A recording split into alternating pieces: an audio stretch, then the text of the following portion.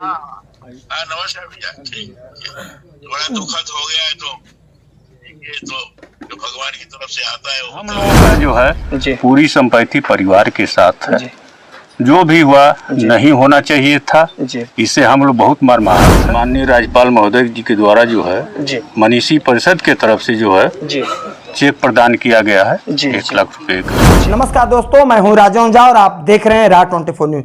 साथियों, गाजीपुर में पिछले दिनों 11/12 यानी 11 और 12 तारीख की मध्यरात्रि के 12 बजे के लगभग जो है नौनहरा थाने में जो है तमाम भाजपा कार्यकर्ता द्वारा सत्याग्रह किया जा रहा था, जिसमें सियाराम उपाध्याय उर्फ जोखू की पुलिस लाठीचार्ज में मृत्यु हो गई। आपने देखा होगा, इसके लिए काफी हो हल्ला मचा था।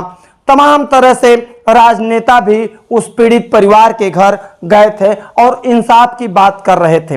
जिस प्रकार से देखा जाए कि वहां पर जो था भाजपा के गाजीपुर के जिला अध्यक्ष जो हैं, उन्होंने कह दिया था कि जो भी नौनहरा थाने में जो भी धरना प्रदर्शन सत्याग्रह किया गया था उसमें भाजपा का कोई कार्यकर्ता ही नहीं था। ये तमाम हो हल्ला के बीच कल यानी सियाराम उपाध्याय की जो है 13वीं यानी ब्रह्मभोज का कार्यक्रम सकुशल संपन्न हो गया। लेकिन सियाराम की ये ब्रह्मभोज के साथ क्या ये केस भी खत्म हो गया? क्या तमाम सवाल खड़े करते हैं कि क्या पीड़ित परिवार को अब न्याय मिल पाएगा कि नहीं मिल पाएगा? ये तमाम सवाल शासन और प्रशासन पर खड़े होते हैं। आपने देखा भी होगा कि किस प्रकार से सियाराम के भाई जो हैं शशिकांत उपाध्याय के तमाम वीडियो वायरल भी होते हैं, बयान भी आते रहते हैं कि किस प्रकार से हमें इस सरकार में न्याय नहीं मिल सकता है, हमें जो भी है हमारे परिवार के साथ अत्याचार हो रहा है। उसको देखते हुए यहाँ के जनप्रतिनिधि जो हैं विशाल सिंह चंचल सूबे के मुखिया योगी आदित्यनाथ के दरबार में भी उस पीड़ित परिवार को लेकर के जाते हैं। तमाम तरह से आपने देखा होगा इन वीडियो को बयान बदलते हुए किस प्रकार से क्या चीज होता है। ये एक सवाल जिस प्रकार से क्या 13 दिन गुजर गए और पीड़ित परिवार को अब तक इंसाफ और न्याय नहीं मिला, कब तक मिलेगा? और एक हम भी उस 13वीं ब्रह्मभोज में गए हुए थे, वहां पर तमाम नेता जो थे, हमने देखा कि वहीं जो बीजेपी के जिला अध्यक्ष जो हैं वो भी खुद वहां पर आए हुए थे। पूर्व मंत्री व राज्यसभा सांसद संगीता बलवंत भी आई हुई थी। आपने देखा भी तमाम राजनेता जो हैं वहां पर उस पीड़ित के घर आए हुए थे सांत्वना व्यक्त करने के लिए। उस दिन भी सबसे पहले जो हैं समाजसेवी और युवा नेता राजकुमार पांडे भी पहुंचे थे ब्राह्मण होने के नाते और पीड़ित परिवार को 1 लाख रुपए का मदद भी किया था। आपने देखा भी होगा कि किस प्रकार से जब इसमें राजनीति होने लगी थी तो कैसे केस दबाए जा रहे थे लोग, ये वीडियो भी आगे न पहुंचे, तमाम तरह से भी किया जा रहा था। वहां पर राजनेताओं को जाने के लिए रोका गया था। आपने देखा होगा कि पूर्व मंत्री राम तेज पांडे सहित राजस्थान के जो राज्यपाल रहे हैं और पूर्व केंद्रीय मंत्री कलराज मिश्रा के भतीजे को भी उनके घर जाने से रोक दिया गया था। तमाम तरह से हो हल्ले भी हुए थे। लेकिन एक सवाल सियाराम उपाध्याय की मृत्यु से खड़ा हो गया कि क्या अब उस परिवार को न्याय मिलेगा? कैसा न्याय? सारे चीज होते हुए वीडियो भी वायरल हुआ था, हर चीज होने के बावजूद भी यहाँ के एसपी साहब कहते हैं कि न कोई लाठीचार्ज हुआ था, न लाठीचार्ज में सियाराम उपाध्याय की मृत्यु हुई थी।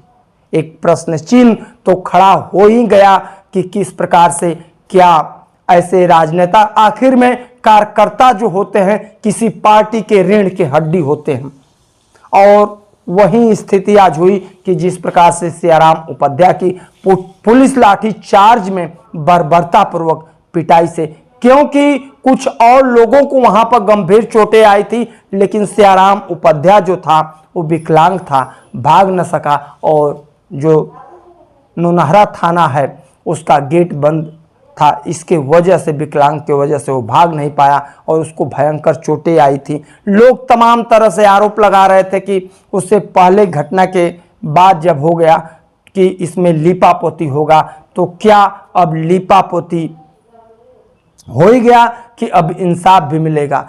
कहीं न कहीं सियाराम के परिवार की खामोशी और उनके भाई शशिकांत की खामोशी एक संदेश दे रही है कि जिस प्रकार से क्या सियाराम का परिवार संगीनों के साए में जी रहा है।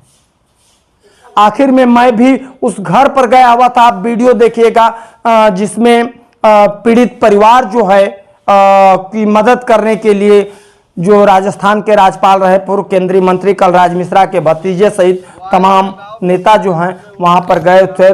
कल उनसे हमारी वार्ता भी हुई थी। पीड़ित परिवार को 1 लाख का उनकी मां को चेक दिया गया था, उनसे हमारी वार्ता हुई थी, तो उन्होंने कहा कि इंसाफ मिलेगा।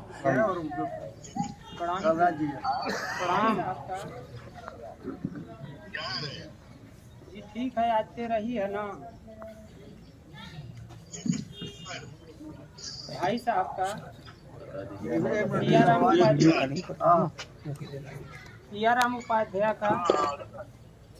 ठीक है, ठीक पिताजी को भी खड़ा हुआ है। जी, ये पिताजी हैं हमारे। ये चुबे जी नमस्कार भैया। ठीक, बड़ा दुखद हो गया है, तो ये तो जो भगवान की तरफ से आता है वो होता है, उससे क्या कर सकते हैं। और जो भी हमारे लिए चीजें होगी आप लोग बताइएगा, करने के लिए हम तैयार रहेंगे। ठीक है जी, ठीक है। घर में सब लोग ठीक रहे, ये परमेश्वर से प्रार्थना है। ठीक है भाई साहब, ठीक है भाई। ये ओमकार में है। लेकिन ये कब इंसाफ मिलेगा? 13 दिन गुजर गए, आखिर में कैसा इंसाफ जब 13 दिन में इंसाफ नहीं मिलेगा। शशिकांत से भी हमने बात करना चाहा तो शशिकांत की भी वही स्थिति रही कि कम से कम आज हमें बख्श दीजिए। तमाम तरह से आप तो देख रहे हैं कि यहाँ पर क्या हो रहा है, हमारे भाई को कैसे न्याय मिलेगा, आज बख्श दीजिए। यानी एक शशिकांत भी संदेश दे रहे थे कि कहीं न कहीं तो इस तरह से साथियों, क्या अब सियाराम उपाध्याय की जो है केस खत्म हो गई? क्या ये प्रश्न चिन्ह खड़ा होता है? आप लोग जरूर कमेंट बॉक्स में बताइएगा। और इस वीडियो को मैं लगा देता हूं जिसमें वहां पर तमाम लोगों के साथ हमारी बातचीत हुई थी। अभी हम गाजीपुर जनपद में, और गाजीपुर जनपद में आपको बता दें कि पिछले दिनों जो है पुलिस लाठीचार्ज में भाजपा कार्यकर्ता सियाराम उपाध्याय की जो मृत्यु हो गई थी। तमाम लोग आज उनका तेरहवीं है और उन्हीं के घर पर आप आए हुए हैं लोग हैं। और यहाँ पर जो पूर्व मंत्री और राजस्थान के राज्यपाल रहे हैं कलराज मिश्रा जी के भतीजे भी हैं, उनके तरफ से और अपने समाज के तरफ से आप लोग आए हुए हैं यहाँ पर, और कुछ जो भी है शोक संवेदना व्यक्त किया है और ऐसे हम जानकारी लेना चाहेंगे। क्या शुभ आपका नाम पड़ेगा सर? ओंकार नाथ मिश्रा जी। आज ये इनका सियाराम उपाध्याय जी का आज 13वीं है, और इसके बारे में जिस प्रकार से यहाँ पर पुलिस प्रशासन के द्वारा जिस प्रकार से किया हुआ, क्या लग रहा है परिवार को न्याय मिलेगा सर?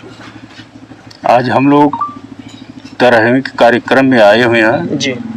माननीय राज्यपाल महोदय जी के द्वारा जो है जी मनीषी परिषद के तरफ से जो है जी चेक प्रदान किया गया है जी 1 लाख रुपए का। जी भाई चेक तुम्हारे छोटा है, लेकिन हम लोगों का जो है पूरी संपत्ति परिवार के साथ है। जो भी हुआ नहीं होना चाहिए था, इससे हम लोग बहुत मर्माहत हैं। आगे भी पूरे परिवार के साथ हम लोग साथ में हैं। जो भी होगा पूरा समाज जो है, हम लोग जो है पूरे साथ में खड़े हुए हैं।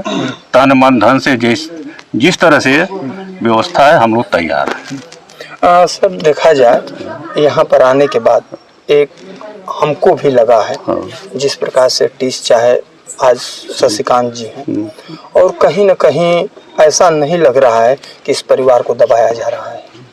तो मुख्यमंत्री जी ने जांच, अब ऐसा है कि देखिए शासन का विषय है।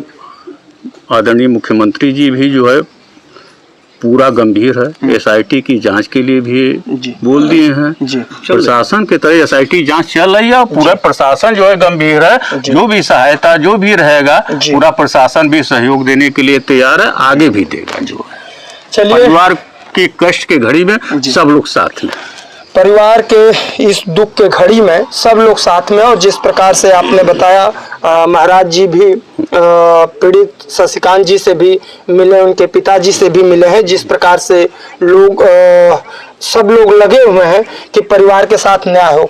क्या कहेंगे शशिकांत जी आप? जी भैया, अभी आज हम कुछ बोलने की स्थिति में नहीं है। हम आज कुछ बोल नहीं पाएंगे भैया। चलिए, ठीक है, ठीक है। सब लोग हैं, आप लोगों का बहुत बहुत धन्यवाद सर। इतना विश्वास है जी कि महाराज जी के ऊपर जो महाराज जी जो कहते हैं वो करते हैं। हम लोगों को पूरा विश्वास है, पूरा न्याय मिलेगा, पूरा सहयोग मिलेगा। चलिए, ठीक है सर, ओके। सूबे के मुखिया भी कहते हैं कि हमारे प्रदेश में जो है लोगों को न्याय मिलेगा, राम राज्य है।